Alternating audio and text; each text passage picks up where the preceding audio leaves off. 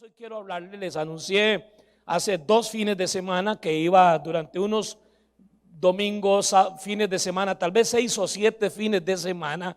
No es que voy a hablar de un mismo tema, pero voy a hablar, vamos a estar, sea yo o quien le toque predicar, sobre salud, sobre salud física, sobre salud emocional, salud mental, salud financiera, salud familiar, porque la salud es algo que debe ser visto como algo integral. No solamente la salud física es importante, puedo tener un cuerpo sano, esbelto, yo diría una belleza de persona, hombre, mujer, pero emocionalmente estar grave. Entonces toda aquella belleza solo es física. Él es un saco de nervios, o ella. También podría no, estoy bien físicamente, estoy bien emocionalmente, pero financieramente estoy enfermo. Entonces los problemas financieros traen mucha angustia, mucha frustración, mucho dolor y hacen que usted esté desmotivado, frustrado, triste y hasta enojado. Entonces la salud, cuando la Biblia habla de salud, la ve desde el punto de vista integral. Dice Juan a su amado, le dice: amado, yo deseo que tú seas prosperado en todas las cosas, así como prospera tu alma y tengas salud. Entonces ahí se habla del todo de uno como algo integral. Entonces, el fin de semana pasado hablé sobre algunos pasos, 3 o 4 pasos basados en Filipenses capítulo 3 para estar más tranquilos, para vivir más calmados, una vida más satisfactoria, más alegre, más feliz, no perfecta. Y hoy quiero hablarles sobre lo que se llama el principal problema de salud actualmente, de acuerdo a los expertos en este tema de la salud, y es el tema de podríamos llamarle algunos desilusión, otros le llaman desánimo, otros le llaman angustia, otros le llaman depresión, y podríamos encajonarla solo en una palabra, depresión, pero es que la depresión se manifiesta de muchas maneras. Gente que cree que alguien está deprimido solamente porque se levanta triste, tiene días de estar triste, no se quiere bañar, no quiere comer y desea morirse. Esa es una. Pero la depresión puede manifestarse con mucha angustia. Nadie dice que la gente sale a trabajar, la gente se tiene que enfrentar a la vida, pero andan alterados, a veces irritados. El fin de semana pasado se dio un evento aquí en Costa Rica. Quiero enmarcarlo dentro del contexto de lo que pasó. Simplemente vemos a la fuerza pública y algunos oficiales, me parece, del Poder Judicial, que van y detienen a un hombre joven, corpulento, muy grandísimo, y lo sacan de su casa. El muchacho no pone resistencia, lo esposan, y cuando viene saliendo hacia la patrulla, el muchacho viene llorando, o el hombre Yo no quiero juzgar si fue sincero o no fue sincero, solo Dios y él lo saben. Pero el hombre, eso yo nunca lo he visto en Costa Rica. Veo que más bien les ponen algo en la cabeza para taparle la cara y defenderlos, y si puede hablar la persona infractora o el presunto culpable, más bien con despotismo, con amenazas. Este hombre venía llorando y pidiendo perdón. Y en otros casos el periodista mete el micrófono a ver si la persona habla y más bien la persona lo quita, pero este hombre más bien tomó cámara y pidió perdón públicamente. Y dijo: le pido por favor que me perdonen, en un arrebato cometí un error, perdí la cabeza, y trató de justificar, y estas fueron las palabras: he estado viviendo unos tiempos de mucha presión, he estado muy deprimido, tengo mucho tiempo de estar deprimido. Y aunque él no se excusó, como suele ser en el ser humano, aceptó, se incriminó públicamente, dijo: yo soy culpable. Escuché que probablemente, claro, a él no le va a pasar eso, en este país es muy difícil que eso pase, que puede buscar, se puede ganar 10 añitos de prisión. Luego presentan la escena de este hecho. Y es que un señor como de 64, 65 años, podemos decir, un ciudadano de oro, un adulto mayor, con su camión de trabajo, apenas golpea la moto. Ni se cayó, ni fue que la desbarató. Como que seguro echando marcha atrás, a las motos, un camión usted no la ve y la tocó. Y el muchacho rompió, y donde el señor está sentado, lo que podría ser el caño, le da una patada en la cara, un hombre grande, y salen los dientes volando y unas fracturas en la cara terribles, ¿verdad? Entonces este hombre lloraba y le pedía perdón a la familia, le pedía perdón al Señor, le pedía perdón a la esposa, le pedía perdón a toda esta familia. Lo que quiero rescatar más allá de los elementos y qué va a pasar, que no es nada mío ni suyo, no puedo pensar en que él es el pobrecito y el que le dieron la patada. No, yo no me voy a meter en eso. Lo que quiero decir es que es algo que usted y yo vemos diariamente en Costa Rica. Y claro que lo atacamos y ese debería estar en el Tao, eso es una rata y todo, y posiblemente es una rata que debería estar en el Tao. Pero lo que hay de fondo en la sociedad costarricense es mucha violencia, mucha ansiedad, miedo, y que al final se resume en una palabra, para mí. Hay muchos costarricenses que viven en un estado de permanente o continua frustración. Entonces yo puedo explicar qué es frustración, traté de buscar un poco las definiciones más etimológicas y sencillamente la frustración es el sentimiento que viene una persona cuando no puede lograr lo que esperaba, creía que podía lograr, que se merecía o que le iban a dar. La frustración la experimenta el niño que no recibe lo que uno le da o lo que él espera que uno tiene que darle. La reacción que él tiene, mala crianza, a veces con 15 minutos en la casa de la abuela se cura. Mi mamá cuando un güey empezaba muy fregado y era insoportable le decía, démelo 15 minutos y yo se lo agilo. Maneras incorrectas que ella tenía, pero bueno, no es eso. O sea, el niño reacciona con grito, el niño reacciona con berrinche, con malas crianzas, como usted quiera, pero lo que a él lo llevó, el problema de fondo de la depresión, de la angustia y de un montón de conductas humanas es lo que realmente nos pasa y tiene que ver mucho con la frustración que uno vive. Hace unos 15 días yo experimenté un estado de frustración tan grande que me duró varios días. No estuve deprimido ni nada, pero tuve que orarle al Señor y decirle, Señor, por favor, haz algo conmigo y aléjame de esta situación. Y tuve que coger hasta otra ruta, hermanos, para venir a mi casa. ¿Por qué? Porque hace como 15 días se nos metieron a robar en la parte de allá, hicieron daños terribles, eso ya se está reparando, se reparó ya lo más importante, y cuando yo tengo que estar casi 6 horas allá en la corte, llevando videos y venga, y gasté una llave de malla que voy a ver cómo la recupero, preciosa, me la regaló un hermano de Purpose Driven Life, una llave malla preciosa para llevar los videos corriendo. Yo no quería que a nadie dejaran preso ni nada, pero quería que se sentara un precedente porque esta gente anda haciendo daños en todos estos barrios alrededor nuestro. Y realmente la frustración mía no fue si les dieron o no les dieron, la frustración mía fue la inoperancia de la fiscalía en ese momento de turno. Entonces yo me sentí frustrado. Y cuando me doy cuenta que estuvieron 20 minutos y yo 6 horas, ahí metido, firmando libros, pasando por un detector de metales, entonces vino a mí un sentimiento de frustración. Y entonces empezó a darme como, me empezó a dar como enojado, Luis. Yo me sentía como que estaba bravo. Y estuve varios días que no quería saber nada. No quería nada. No, alguien dice, estaba deprimido. No, Facundo Cabral dice, no estás deprimido, solo estás distraído. La depresión es una distracción de una persona.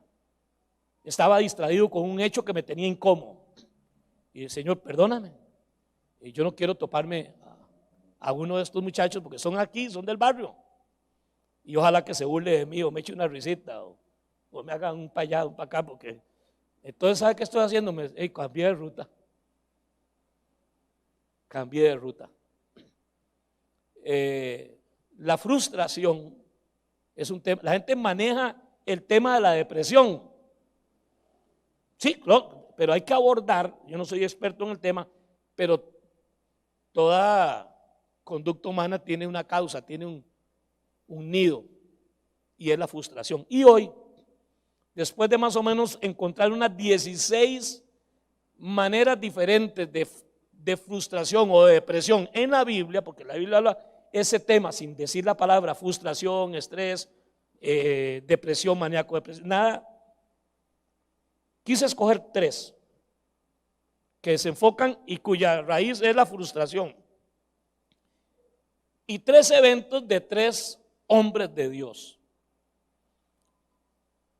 que experimentaron la misma situación, el mismo sentimiento, la misma oración. Hicieron, con algunos de ellos con hasta 1000 años de diferencia entre uno y otro, no se conocieron. Y los 3, inmediatamente después de haber tenido un éxito contundente en sus vidas, caen casi que en el mismo momento o en los mismos días en un estado de depresión producto de la frustración, a tal punto que los 3 tuvieron pensamientos, si no suicidas, le pidieron a Dios que los matara mejor. Yo creo que cuando un ser humano llega al punto de no querer vivir, de desear morir, de pedirle a Dios que lo mate, es muy poquito lo que le falta para él mismo jalarse el pescuezo. Y estos 3 hombres hoy, ante un psicoanalista, posiblemente él notaría que algo anda mal y va a encender las alertas y va a notificar a quien corresponda que le pongan atención a esta persona, porque ya está hablando de deseo de morirse. Y eso es una seña que nadie debe pasar por alto en la casa cuando un hijo, una hija, un familiar, un esposo habla de ganas de morirme. Hay que ponerle atención.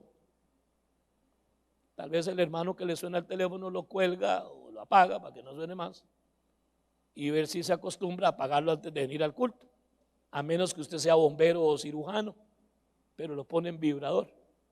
Hermanos, imagínense ustedes, es que vieras cómo distrae. Vea, ya estoy camote aquí. Cuando alguien desea morirse, yo no estoy hablando de alguien que tal vez está con una enfermedad terminal, donde hasta uno pide a veces en oración con un gran esfuerzo, Señor, haz algo. Y cuando le vienen y le dicen a uno, vieras que el hermano murió, la familia que está alrededor de él tiene unos sentimientos encontrados, de tristeza porque murió mami, pero por el otro lado de gratitud, ¿por qué no de gozo de que la persona descansó? Un cáncer terminal, en cuidados paliativos, cuando ya ni la morfina está ayudando. Entonces es común que hay alguien le pida a Tatica a Dios, ay Dios mío, por favor, apiádate de mí, llévame contigo. Pero vean la motivación, es diferente a la de alguien sano, joven, que habla de morirse, que quiere morirse. Estos 3 hombres de los cuales les voy a hablar me ayudan todavía más a afirmar no una tesis, creo que es una doctrina con un altísimo contenido teológico, que digo siempre con unas palabras, con otras palabras, y es ese término, gran hombre de Dios y gran mujer de Dios, que no existen. Nunca han existido grandes hombres de Dios, nunca han existido grandes mujeres de Dios, nunca, ni han existido, ni existen, ni existirán. Lo que siempre han existido son hombres y mujeres pequeños, muy necesitados de un Dios grande, porque ese sí es grande, Dios. Nosotros no somos grandes. Puede ser alto usted, como el hijo de Mario, pero grande. Es que cuando uno habla de Moisés, inmediatamente la gente dice, es un gran hombre de Dios. Entonces, ¿yo qué soy? Porque yo nunca he querido morirme, ni odiar la vida, ni hablarle al Señor con ese aparente irreverencia, para utilizar una palabra elegante, como las que utilizó Moisés. El profeta Elías, ese es un gran varón de Dios. Tampoco, entonces, ¿qué soy yo? Si yo nunca he caído fuego del cielo, con cosas se prende la parrilla. Pero yo nunca le he hablado al Señor como Él le habló. ¿Y Jonás? Ese fue un gran hombre de Dios. No hay uno solo que haya aguantado 3 días en el vientre de un pez grande o una ballena grande. Y yo le agrego algo: el predicador más exitoso de toda la historia humana y de la Biblia, que predicó 3 días y toda una nación se convirtió al Señor en ayuno y oración. Desde el rey hasta los animalitos del campo ayunaron 3 días completos. Una ciudad como Nínive, que Sodoma y Gomorra, a la par de la perversión de Nínive, Sodoma y Gomorra sería como un picnic de la escuelita dominical, de lo podrido que era Nínive. Repito, Sodoma y Gomorra, que ustedes, es el ejemplo que hoy saca todo el mundo para hablar de lo más degradante, lo más perverso y lo más sucio. Eso es un paseíto de escuela dominical, Sodoma y Gomorra, a la par de lo que era Nínive. Y Jonás predicó 3 días completos y toda esa nación, tal vez más de 100,000 personas, porcentualmente hablando, fue el 100% de un país. Todavía nadie ha logrado eso en la historia. ¿Y cómo actuó después de ese gran éxito? Entonces yo quiero colocar este tema en una plataforma de absoluta naturalidad, no para seguirme teniendo lástima, seguirme poniendo como una víctima, sino para entender que es común, que es humano, que a todo el mundo le ha pasado. Pero que el problema no es ese sentimiento realmente, sino cómo manejo las circunstancias que me llevan a estos estadios profundos de angustia o de depresión. Todos tenemos momentos de desánimo. ¿Hay alguien aquí que nunca se ha desanimado por nada en la vida? Levante la mano para pedirle que aquí no vuelva. Porque después de un mes de venir al Lirio de los Valles se le pega el desánimo también. ¿Verá que todos hemos vivido desánimo? Frustración, o sea que tenemos una reacción de tristeza o de enojo porque no salieron las cosas como yo esperé, como era justo que salieran. Y usted tiene reacciones. ¿Cuántos han experimentado frustración en todas las etapas y en todas las actividades de la vida? Entonces vamos a estar relax, tranquilos, porque no tiene como propósito atacarlo a usted. Usted no es un mal cristiano porque se sienta así, solamente es un ser humano que, al igual que Moisés, que Elías, que Jonás y que el mismo Jesús, experimentó esos estados profundos de tristeza, de angustia, de miedo a lo que iba a pasar. ¿Estamos aquí, hermanos? Son muy conocidos por ustedes estos 3 hombres de Dios, pequeños y muy necesitados de un Dios grande. A usted no necesita un pastor, que a usted lo pastoree un gran hombre de Dios. No, usted no necesita eso. Y deje de andar diciendo que hay grandes hombres de Dios o grandes mujeres de Dios, porque nunca han existido ni existen. Usted lo que necesita es un Dios grande, eso sí. Porque para muchos cristianos que yo conozco, es más grande el pastor y tienen un Dios muy enano. Idolatran a hombres y mujeres que, como cualquier hombre común y corriente, suda, silba, come, duerme, es débil, igual o peor que usted. Usted no necesita una iglesia grande, un gran pastor, una gran mujer de Dios. No. Usted necesita un gran Dios. Grande es el Señor, Dios del universo. Eso nunca encontrarás esos términos para ningún ser humano. Grande es el Señor, digno es el Señor de toda gloria y toda honra. Justos y verdaderos son sus caminos, Rey de los santos, Rey de los santos. ¿Quién no te temerá, oh Señor, Dios de los cielos? Ese es el Dios que usted necesita. Ese es el Dios que yo necesito creer. Claro que han habido y hay, y como dijo alguien, haberán hombres y mujeres de Dios que viven para Dios, que se mantienen en el tiempo con sus debilidades y sus fracasos, pero siguen. Eso sí, siempre han habido, pero solo hay un Dios grande. ¿Cuántos creen que solo hay un Dios? Es que no hay ni siquiera dos, solo uno. Su nombre es Jehová, Jehová de los ejércitos. Ese es su nombre. Y bien hacemos en poner nuestra mirada en Él, que se nos presenta a nosotros y nos dice en boca de Jesús que es Dios hecho hombre. Cuando quieran hablar conmigo, la primera palabra que deben de decir cuando oren es esta: Padre nuestro. Quiero que a partir de ahora me llamen papá.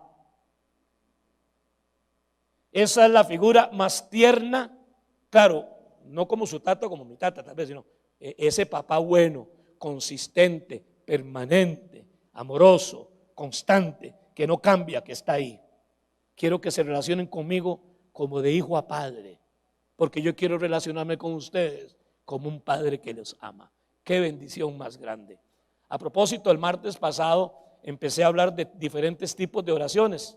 Continúo pasamañana y de este martes en 8, si Dios quiere, quiero hacer un ejercicio de los 7 o 10 tipos de oración que hay en la Biblia para practicarlas en el último culto de oración del mes de mayo.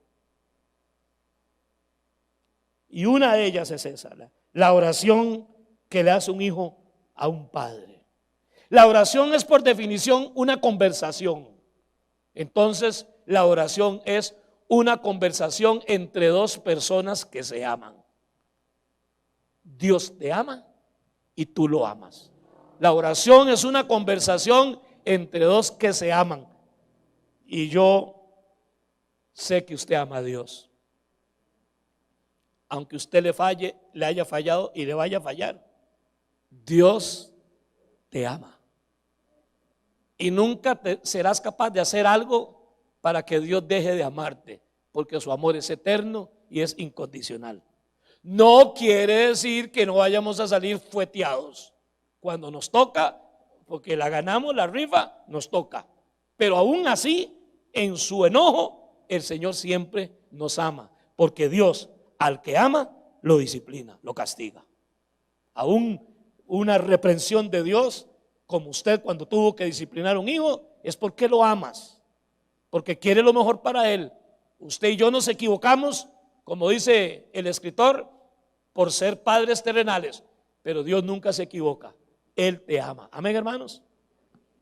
En esa idea de Dios, Moisés, ¿qué hablar de Moisés? Lo que la gente siempre habla de Moisés.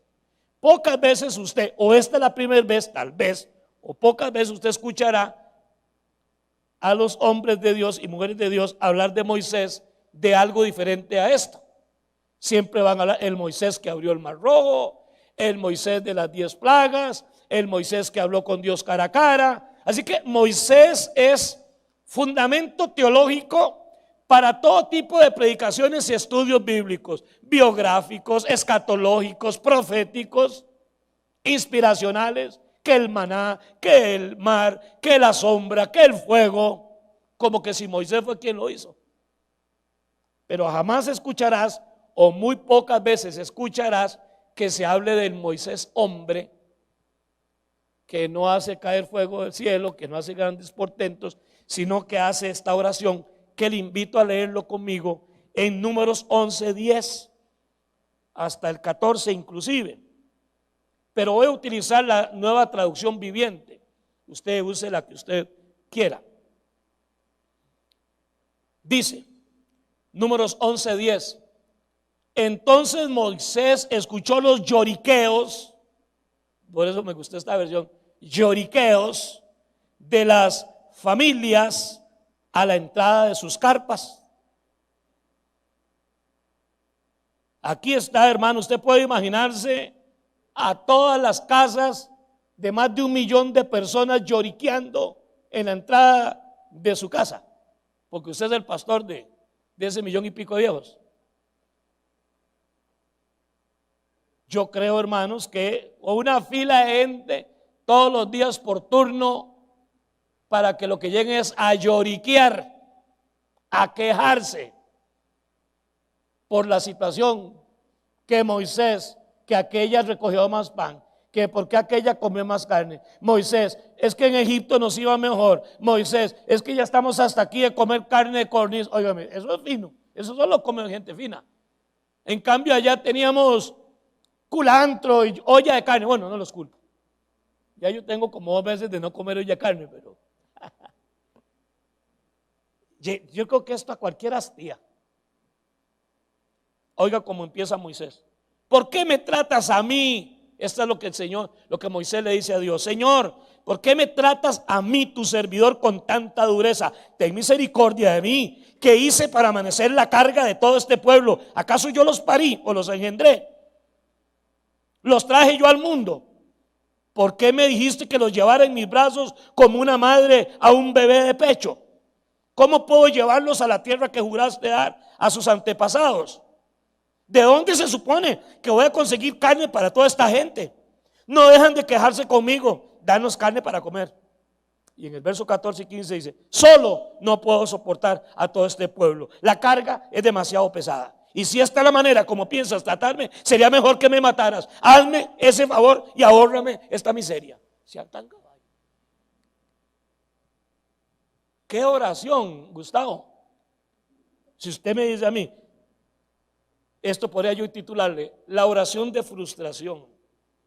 Está frustrado. Y yo no lo juzgo, porque un hombre que ha hecho todo esto y un pueblo que vio la mano de Dios como la vio, de esperar que este pueblo se volviera a Dios, era lo lógico. Pero más bien se rebelaba y olvidaba. Entonces, no quiero juzgar a Moisés como un hombre de Dios.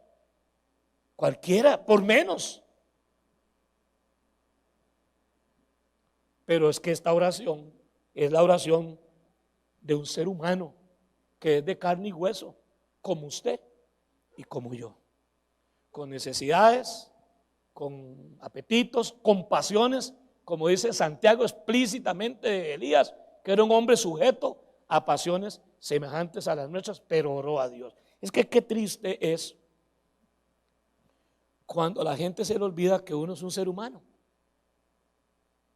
Y cuando usted espera que un líder, que la mamá o el papá, tu esposo o tu esposa, sea un Dios, sea Dios.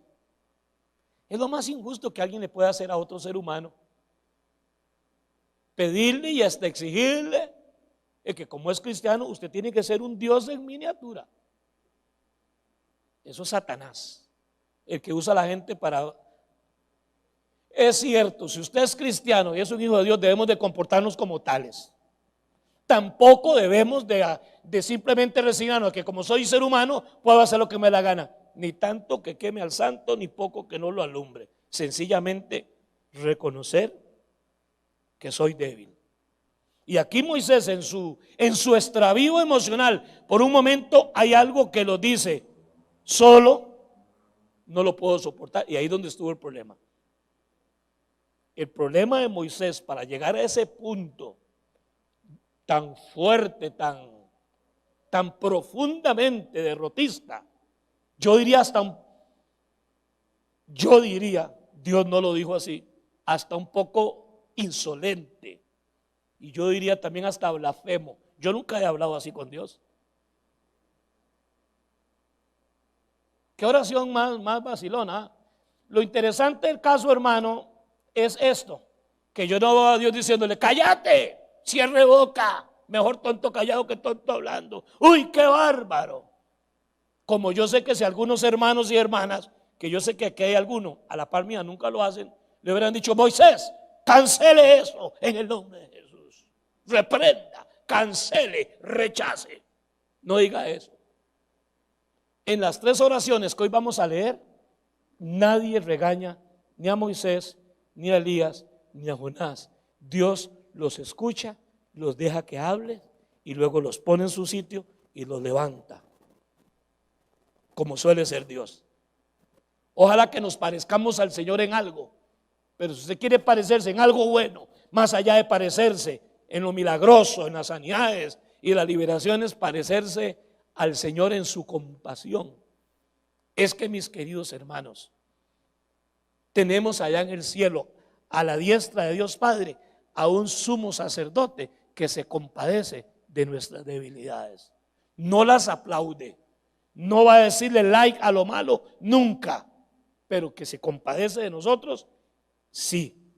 Él tiene compasión de usted y de mí, porque él mismo fue tentado en todo, solo que nunca pecó, el Hijo de Dios. Así es que, hermanos, una oración como esta nunca debiéramos de hacerla, pero si usted necesita hacerla, hágala al Señor. Al Señor podemos decirle cómo nos sentimos exactamente. A mí una persona ya no lo hace. ¿Cómo está, Pastor Arturo? Casi bien. No diga casi. El Hijo de Dios tiene que decir que está bien. ¿A dónde dice la Biblia que los hijos de Dios siempre tienen que decir que está bien? Si no está bien, está mal. No, entonces no me pregunte. Porque la próxima vez que esa doña me diga a mí, Arturo, ¿cómo está? Le voy a decir, ¿a usted qué le importa? Porque si me pregunta cómo estoy y le digo cómo estoy y me regaña, ¿qué quiere decir? De que no le importa. Que quería que yo le dijera que estaba bien. ¿Sabe por qué quería que yo le dijera que estaba bien? Porque eso lo haría irse tranquilo. Pero si yo le digo que no estoy bien, la pregunta ahora ya queda obligada a la segunda pregunta. Ay, pastor, dígame, ¿qué le pasa? ¿En qué puedo ayudarle? Y hasta ahí no quiero embarrarme. Por eso a veces ese ¿cómo está? Es una manera, una frase muy cliché. Cuando usted pregunte cómo está, prepárese para que alguien le diga cómo está y te diga, hermano, ya que me lo pregunta, necesito su ayuda, mínimo la oración. Es que en el Imbu Las Cañas había un señor que si usted no era nada de él, casi ni conocía. Usted le preguntaba al finado Rafa, ¿cómo está don Rafa? ¿A usted qué le importa? Qué viejo loco. Pero es que la verdad. El otro día otra me preguntó, pastor, ¿cómo está? Le dije, casi bien. Y yo de graciosito y me regañó todo. ¿Y eso qué es pastor?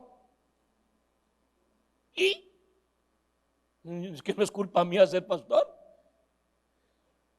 Moisés le dice, ¿cuándo yo le pedí a usted este pueblo? ¿Cuándo yo le pedí a usted que me echara esta carga? Yo no puedo solo, por lo menos acepta. Y aquí en la aceptación, en la oración que uno hace, a veces es la catarsis misma que uno necesita. Porque Moisés dijo exactamente cuál era su problema.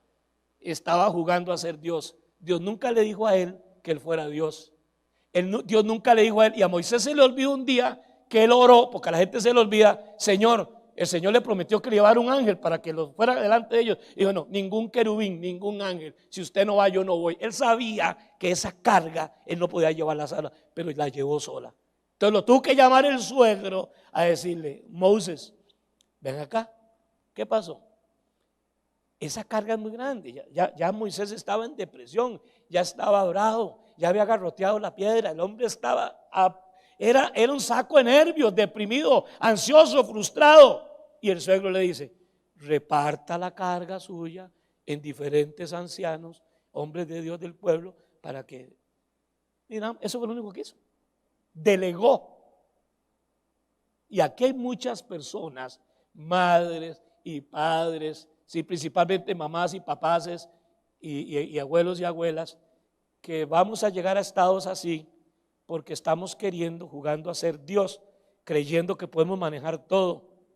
La vida de mis hijos, los matrimonios de mis hijos, las necesidades de mis hijos, las cuentas de mis hijos, a mis yernos, a mis nueras. Yo a todos ellos los amo, pero esto es lo que he aprendido. Lo mejor que puedo hacer es orar, porque si me echo la carga de ellos más las mías, me van a perder, me voy a enfermar, me puedo dar un derrame, me puedo volver loco, me puedo hacer insoportable.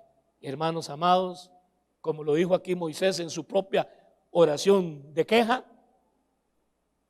Señor, es que yo no puedo solo. Y hay un montón de cargas que usted se echa, hermano, que Dios no quería que usted sea el que las lleve. La Biblia dice, cada uno lleve su propia carga. ¿Cómo que decían en los viejillos del cojón, era? De un dicho que incluía la palabra cojombro. El que quiere cojombro, que se lo eche al hombro. Al final esa muñeca se casó con el chaval que usted le dijo que no. Y hasta se fue de la choza, o él se fue. Aquí no, joda mi tata. Y ahora está la bronca y usted quiere vivirlo todo. Está demasiado distraído. Y es muy probable que si usted esto lo multiplica por 3 o por 4, mi esposa Anita tiene en su perfil de WhatsApp esta leyenda. Nunca la ha cambiado. Si quieren, léanla. Dice así: los pastores somos bodegueros, no bodegas. El trabajo de suyo y mío, pero yo como pastor es ser bodeguero. O sea, agarrar, usted me cuenta y créame que por lo menos me doy una rezadita. Pero yo no me llevo eso, yo no soy bodega de sus cosas. Si yo me llevara a mi casa todas las frustraciones, las broncas, ingratitudes, metidas de pata y cabezonadas de toda esta gente, yo estaría ahorita mismo en la mañana, no me loco.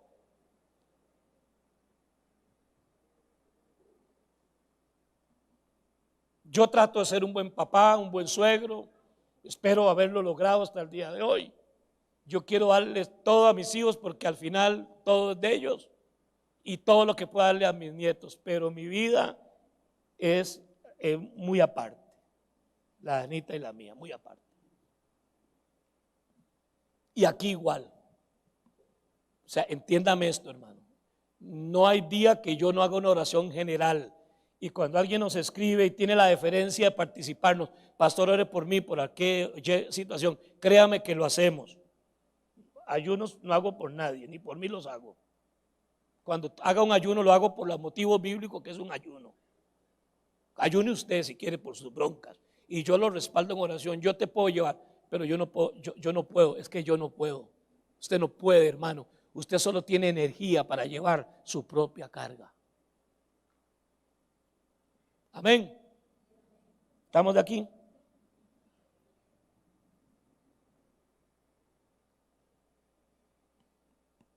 El Señor es grande. No hay nada imposible para Dios.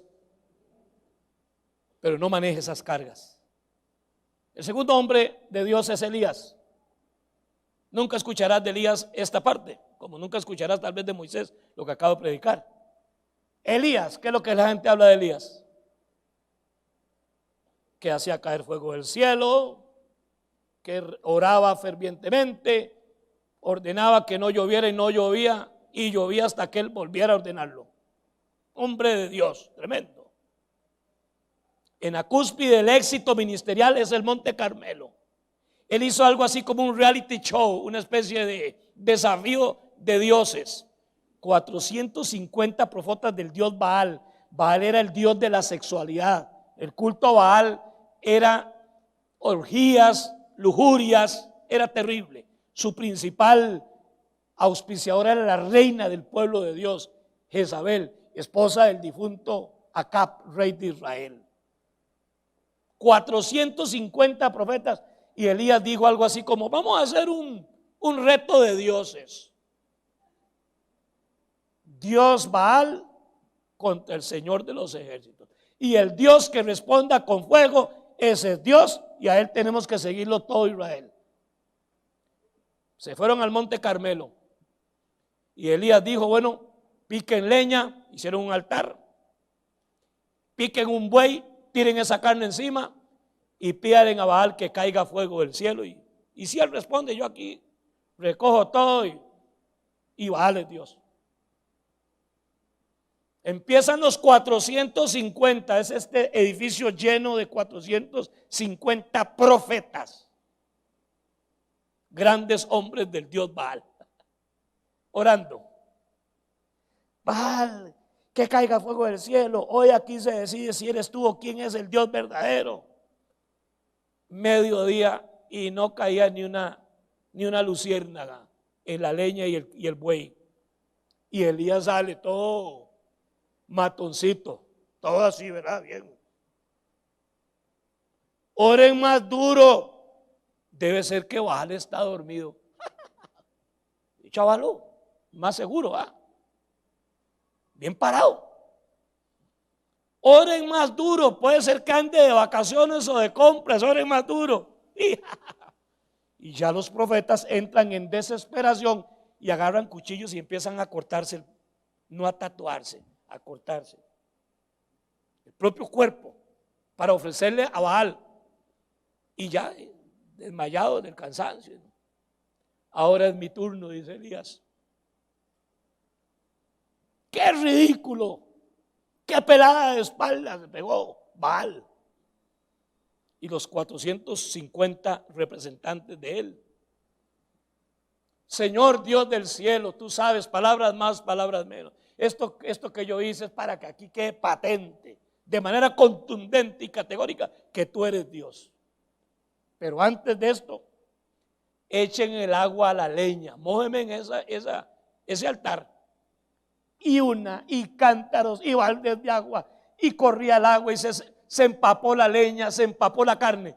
Tanto fue el agua que le echaron que hicieron una zanja alrededor del holocausto y se llenó de agua. O sea, hermano, matoncito el hermano Elías. Seguro del poder de Dios, seguro que Dios es grande.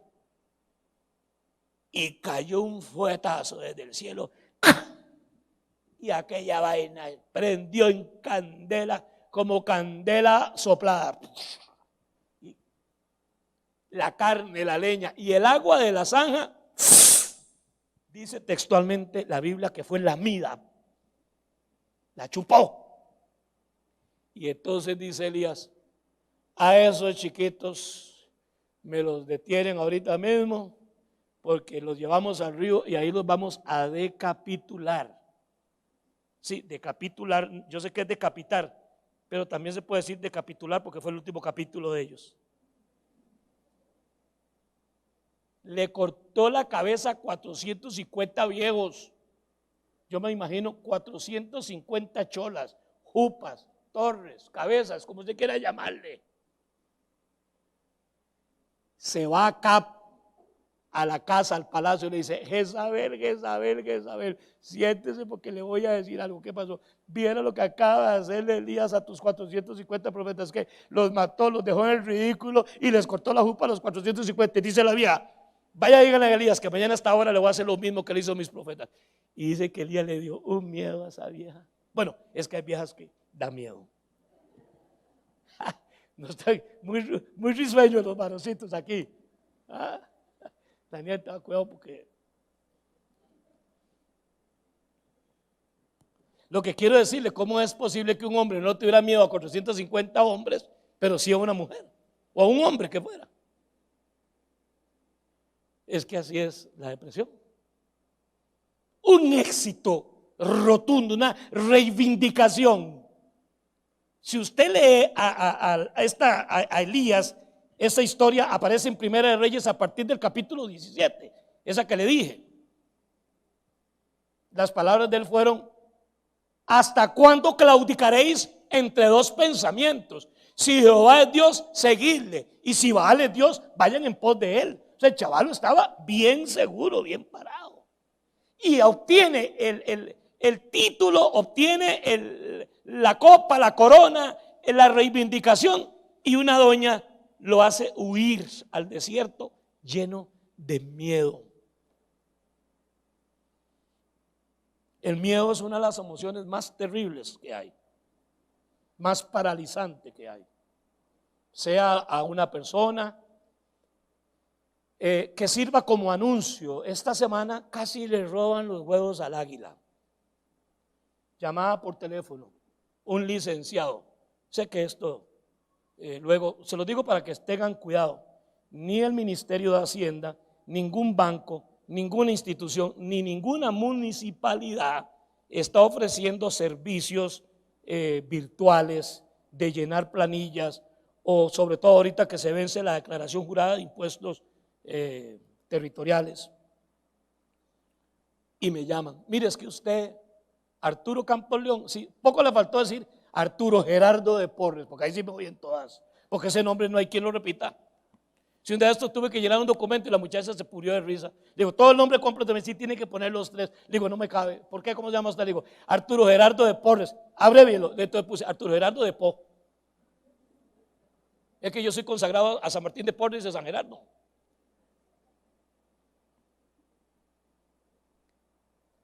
Y empieza a dar toda mi información. Ya la tenía. ¿Cómo la tienen? Eso no es muy importante. Se puede explicar de muchas maneras. La propiedad tal, la finca tal, está en tal parte, a usted le toca esto y lo otro, y estoy llamándolo, soy el licenciado fulano y tal, el buffet tal y tal, pero vieras que voz, yo lo tengo en altavoz, y cuando va un tirito me dice Anita, qué voz más linda la de ese hombre. Digo yo sí, bellísima, casi me hinco, casi me hinco yo a que toda la conversación, yo hincado porque yo creí que era el Ángel Gabriel. ¿De qué estilo de timadores y de estafadores? Me hizo una pregunta y no quiero apelar a que yo soy vivo. Primero que todo, Dios es grande. Y yo todos los días lo primero que le hago al Señor es poner mi día en las manos de Él. Ustedes lo saben, ¿verdad? Ni oro ni ayuno mucho rato, pero pongo todo en las manos de Dios. Y entonces sonó una campanita que me advirtió. Me pidió un dato que dichosamente no lo tenía porque es capaz que me digan todas. Porque así es el timador. Y cuando usted ve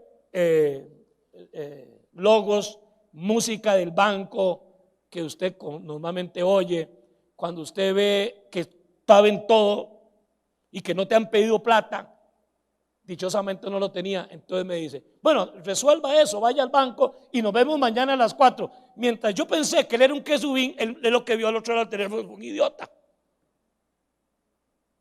a una víctima. Claro, yo apenas pude, inmediatamente resolví en el banco, en Amuni, y claro, yo tenía razón. El Señor me guardó de que me hubieran sacado como $4,000 con una tarjeta de crédito. Pero de crédito, aclaro, no de débito. Y entonces, hermanos, me llama el chavalo como a las 2. Don Arturo, mi estimado, nos vemos hoy a las 4. Entonces yo hice lo que me aconsejaron, lo saqué, bloqueé el contacto. O sea, la vaina iba en serio. El chaval vio un idiota al otro lado del teléfono. Solo quería confirmarlo. A los 20 minutos creó otro perfil con la misma foto, con otro número, como haciéndose como el que no sé, yo soy más bruto que usted. Y me dice, nos vamos a ver, y le escribí, ve a fulano, no sé quién es, le digo, mira señor, fui al banco, como usted me dijo, es lo que quería es que yo abriera una firma digital, con hasta la casa mía robar, ya. Y esto es parte del sermón para explicarles lo siguiente, por el miedo, y para avisparlos a ustedes, porque es mi deber como pastor, que no se vayan en todas, es mejor ir, por eso yo seré un dinosaurio que se resiste a extinguirse. Prefiero ir a la filita y fui a la filita, prefiero eso que esas varas que hacen ahora. El tema es el siguiente, usted haga como le dé la gana con su vida.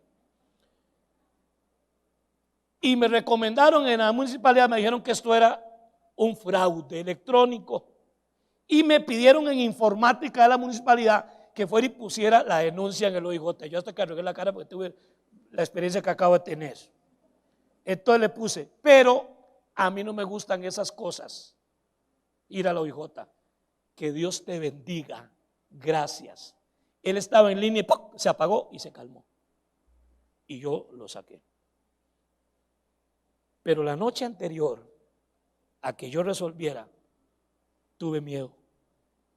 Porque el día que fue a la OIJ, había una muchacha poniendo un anuncio en la OIJ y tenía amenazas de muerte para ella. Sabemos, usted vive en tal parte, trabaja en tal parte, su chiquita estudia en tal kinder. ¿Entiende? Entonces yo me llené de miedo. Y era las 1:30 de la mañana y no puedo dormirme. Le hice una oración al Señor y le dije, Señor, quítame esta angustia, quítame este miedo, porque yo sé que tú vas a sacarme adelante de esto. Y así fue, pero tuve miedo. Quiero preguntar, ¿cuántos de ustedes han sentido miedo? Como Elías, miedo.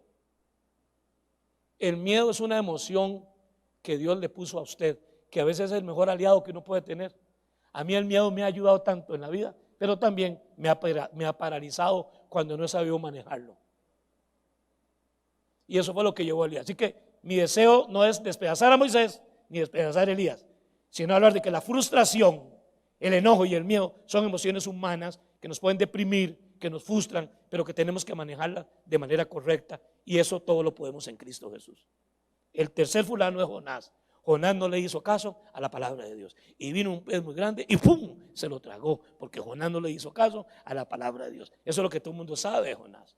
Pero si a mí la Biblia me dijera, porque hay gente que pone en duda que a Jonás, no, ¿cuál ballena? Claro que uno cabe en el vientre de una ballenota grande. Pero si la Biblia dijera que a Jonás se lo tragó un caballito de mar, yo lo creo.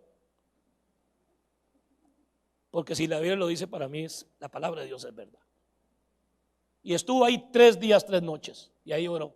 Pero déjenme devolver la cinta. Jonás, levántate y vete a Nínive y predícale 3 días, que si no se arrepienten, de aquí a 40 días voy a eliminar esa tierra de la faz de la tierra.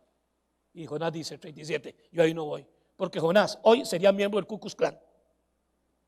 Jonás era un hombre prejuiciado y no quería a los gentiles, porque sabía que cuando un gentil se arrepiente y le pide perdón a Dios, Dios lo perdona. Entonces él odiaba la posibilidad de salvación fuera de Israel, aunque era un profeta de Dios. Y dijo, así que yo no voy a ir a Nínive, me voy para Tarsis. Algo así de que ve para Miami, y yo le digo, no, me voy para Montevideo, al otro lado.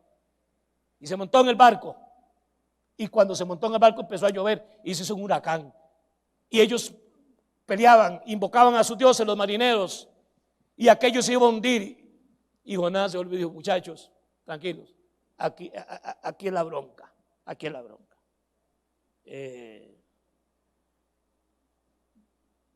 Esto que a ustedes les va a pasar es por mi culpa, así que échenme al mar. Y en efecto, lo echaron al mar y vino y se lo tragó aquella sardina, ballena, tiburón, ballena, o no sé qué otro bicho enorme. La verdad que Dios, para él no hay nada imposible. Y en el vientre del pez 3 días, y fue el pez aquel y lo vomitó. ¿A dónde? A Nínive, donde Dios le dijo de primero. Ahí lo vomitó. Y empieza Jonás, después de darme el susto, empieza a predicar. Y viene el rey y dice, ¿cómo? Sí, dice el Señor que si aquí a 40 días si ustedes no se arrepienten, en 40 días destruye todo este país. Y el rey dice, a partir de hoy, todo hombre, mujer, esclavo, libre, siervo, los de los negocios, los de las pulperías, los chinos, todo el mundo aquí que tenga negocio, las gallinas, los perros, los chanchos, las vacas, en ayuno de 3 días. Y se arrepintieron. Y dice que entonces Dios se arrepintió y le dijo a Jonás, ya no los voy a destruir, porque vi que se arrepintieron. Y Jonás se frustró. La frustración es la primera emoción que aparece antes de la ira, la angustia, la depresión, lo que sea, cuando algo que esperábamos que era justo que pasara, y en el caso de Jonás, que Dios dijo que iba a pasar, no sucede. Cuando el negocio no sale como usted pensó, hay frustración que te puede deprimir y te puede alejar de Dios. ¿Sí me explico? Es grave eso, pero se puede manejar, porque todo lo podemos en Cristo que nos fortalece. ¿Cuántos lo creen, hermano? Digan amén. Y entonces este hombre llevó sol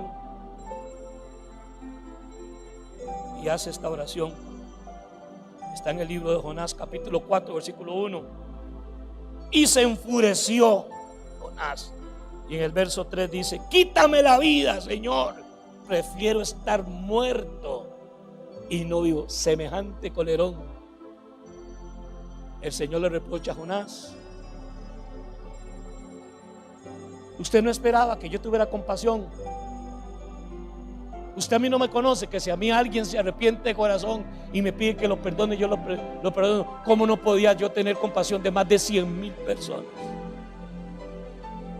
Esto es extraño, Caliche, porque un hombre que predica y se convierte en el 100% de los habitantes de ese país, le tiene que sentirse orgulloso y exitoso y entrar en euforia y hacer el triunfalismo y la caravana de la victoria. Se deprimió. Es que, hermanos, nunca olviden esto. Lo he dicho muchas veces, hoy lo voy a repetir. Después de que usted llega a la cúspide de la montaña, lo que sigue siempre es un valle, un vacío, un bajón, un valle. Pero el que está con usted en el monte, la victoria, va a estar con usted en el valle, aunque sea, como dice el Salmo 23, en el valle de la muerte, aunque ande por él en el valle de la sombra de muerte, no tendré miedo porque tú estarás conmigo. Estos 3 hombres, hermanos, hombres de éxito, estaban deprimidos. Motivos de sobra: la frustración. En esta mañana, yo no sé, hermano, qué es lo que a usted le está pasando. Moisés estaba muy cansado, mucha carga que no tenía que llevar. Descanse, hermano, y tómese un descanso. No significa que se vaya una semana a la playa, porque si puede, hágalo. Pero si usted se lleva el paquete para la playa, no descansa. Este hombre iba en el pick-up y ve que un anciano lleva un saco de verduras muy pesado en su espalda. Para el pick-up, monta su carga en el cajón del pick-up. El viejillo se monta, se sienta en una silla del pick-up, y cuando arranca el carro, al rato el señor ve por el espejo retrovisor y el viejillo había agarrado la carga, montado en el pick-up, llevaba la carga en la espalda. El Señor dice: echa todas tus cargas sobre mí, porque yo tengo cuidado de ustedes. Moisés estaba cansado. La frustración, la mezcla de cansancio, frustración, lo llevó a estadios de melancolía, de depresión y de ira, a pesar que era el hombre más manso de la tierra, y lo hizo pecar. Elías se llenó de miedo. El miedo lo venció y lo llevó a la frustración y a una oración que no fue lo más elegante que un hombre como Moisés o Elías le hablaran así a Dios. La lección es que a Dios usted le puede hablar como un padre y abrirle el corazón a Él y decirle: Señor, al final te lo voy a decir, pero antes de que usted le diga a Dios, recuerden que la Biblia dice que Él lo sabe todo. Usted le puede decir al Señor: Señor, aquí está tu siervazo, bendecido, prosperado, en victoria y a todo dar. Y él porque Él es muy, muy fino, pero por dentro Él dice: a mí no me puede engañar nadie. Es muy común que uno le diga hasta a la señora o al esposo: mi amor, ¿estás bien? Sí, sí, papi, ¿qué? Todo bien, nada que ver, nada que ver, nada que ver. Y aún uno que es humano, uno sabe que la persona quiere por ahora no hablar del tema para no cargarme. ¿Quién le va a mentir a Dios? Entonces a Dios puede usted decirle cómo se siente.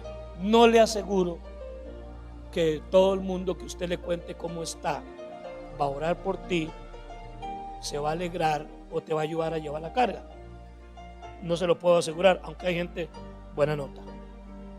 Pero sí le puedo asegurar que a Dios usted hoy le puede decir cómo usted se siente. Y Él no te va a regañar, no te va a recriminar, y te va a fortalecer. Cuando Elías hizo esa oración tan grande, le dijo: levántate. Dice que le mandó unos ángeles que le dieron comidita y le dijo: come, Elías, porque todavía te falta camino que recorrer, largo camino te resta.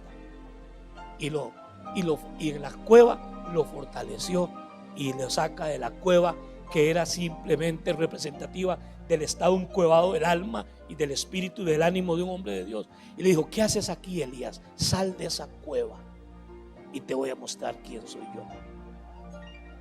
A Moisés Dios lo sacó adelante y lo restituyó, y a Jonás le dio una lección y Jonás la aprendió. En esta mañana yo no sé cómo usted viene, hermano, hoy acá, pero quiero abrir un espacio, todo el mundo en oración, con su rostro inclinado.